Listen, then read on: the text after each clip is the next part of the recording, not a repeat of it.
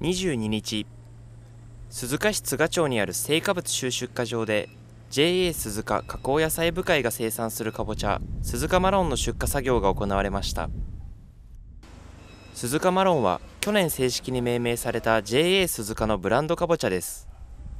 JA 鈴鹿では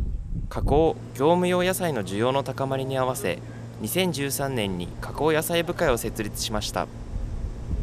農家経営を支える複合品目として白菜とかぼちゃを生産し、現在かぼちゃは県下1位の生産量となっています。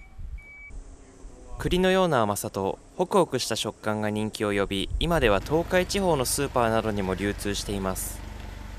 22日はおよそ13トンの鈴鹿マロンが神戸市の青果物商社へと出荷されました。出荷に訪れた生産者は、今年は収穫量も多く甘さや大きさも申し分ないかぼちゃができたと話していました。